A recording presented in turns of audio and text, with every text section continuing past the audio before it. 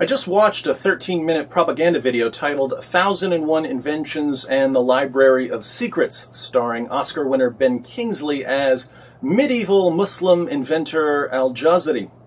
The film is about the scientific achievements of Muslims in what Kingsley's character refers to as the golden age of civilization. Welcome to the Dark Ages, or as it should be known, the Golden Ages. We don't see anywhere near 1001 inventions in the video. I counted around 7, and most of those were modifications of things that had already been invented. So the video might be more accurately titled A Handful of Inventions and the Library of Exaggeration. The film is part of a touring exhibition that's been visited by millions of people and is currently featured at the National Geographic Museum in Washington, D.C. You can take your children there to be reprogrammed about the importance of Islam. Excuse me, where are we going? From darkness into light, my young friend. As is usually the case with propaganda, the video is filled with kernels of truth mixed with barrels of nonsense. I'll be the first to admit that certain Muslims during the Middle Ages made some interesting contributions to science. The problem I have with these Islamic supremacist videos is that they tend to make it sound as if the Renaissance and the scientific revolution and pretty much all Western progress came from Islam. For instance, Ben Kingsley's character Al-Jazari suggests that the Industrial Age wouldn't have happened without his work in engineering.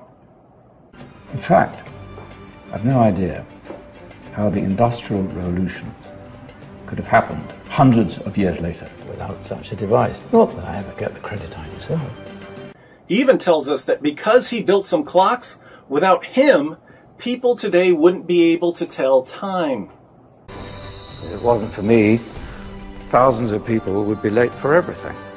As soon as I have the time, I'll set the historical record straight and respond to a few of the claims made in the video. But for now, let's pretend that everything Al-Jazari says is true. And let's pretend that we just heard about 1001 bona fide Muslim inventions.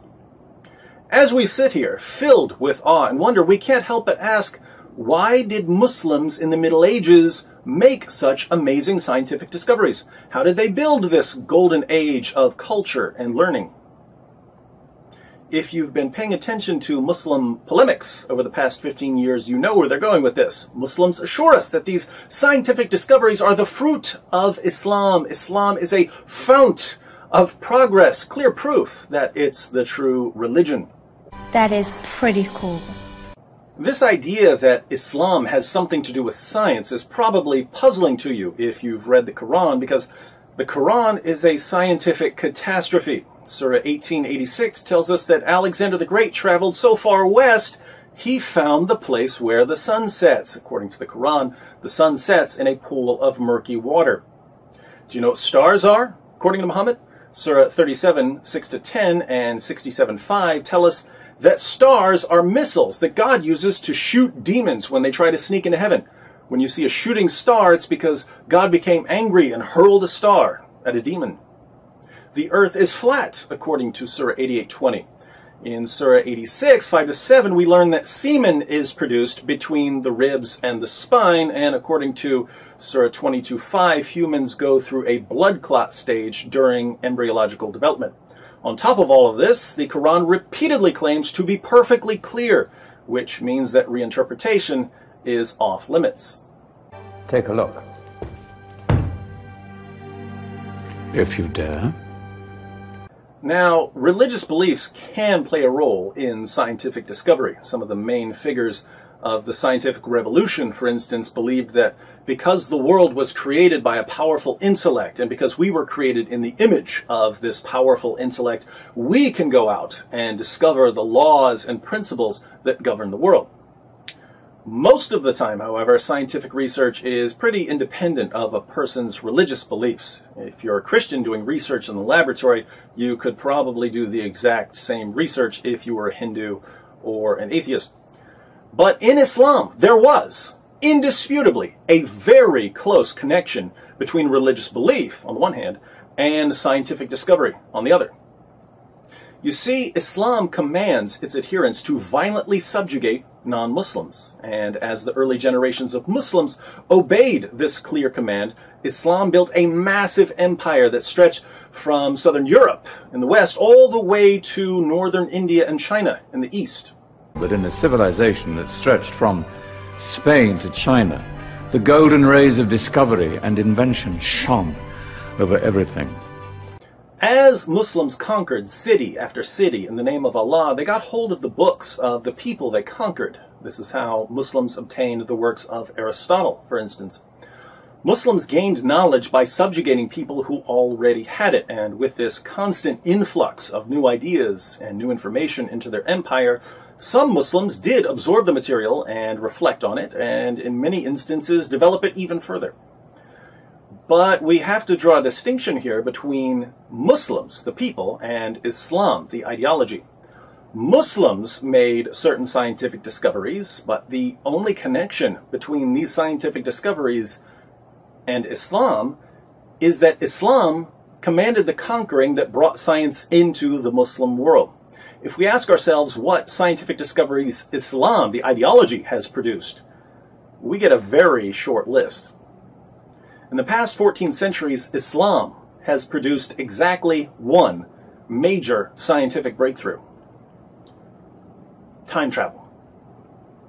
Any society that truly accepts Muhammad's teachings is mysteriously transported back to 7th century Arabia.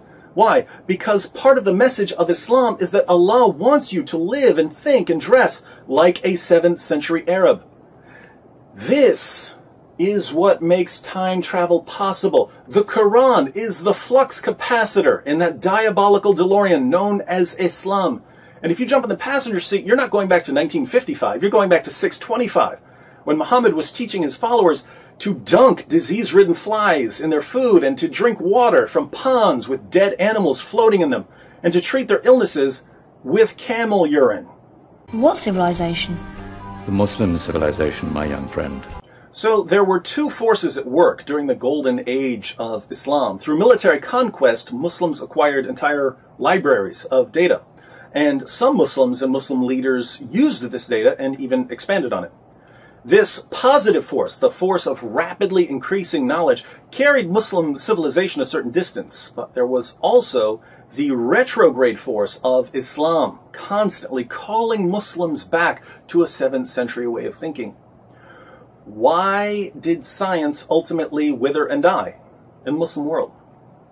Well, since science in the Muslim world depended on conquering advanced cultures, scientific progress was doomed to failure as soon as Islam stopped conquering advanced cultures.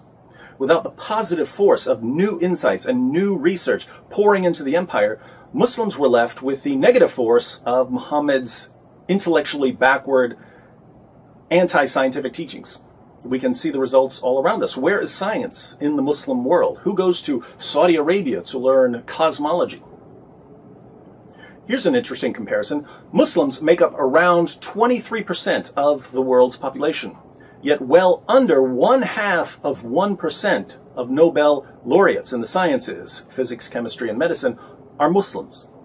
By contrast, Jews make up well under 0.5% of the world's population, yet around 23% of Nobel laureates in the sciences are Jews. What impact did your era have on the modern world? Muslims today look around the world and see that their contribution to science is disproportionately small compared to that of other groups, and they're suffering from what can only be called science envy.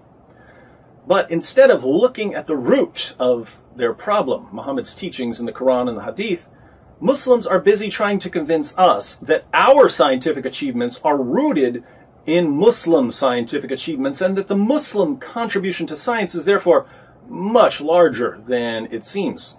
And remember, spread the word. This is a golden age. But let's face it, if I ask, apart from terrorist attacks, what has Islamic culture done for the world? And all Muslims can say is, well, 1,000 years ago, guess what? Their little touring museum doesn't have much to do with modern science. What they've got is the Islamic version of Antiques Roadshow. And as I'll demonstrate in my next video, some of the antiques that our Muslim friends and National Geographic and Ben Kingsley brought to the show, they're fakes.